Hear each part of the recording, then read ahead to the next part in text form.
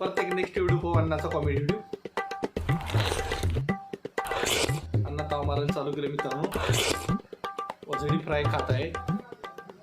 Hotel Banjara दरबार छत्रपती संभाजीनगर, एकच number quality.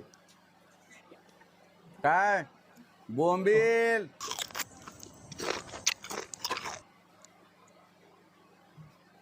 हा, सुका. ह्याला म्हणतात झिंगा फ्राय. ठेव का? हो. ह्याला म्हणतात मटण ठेचा.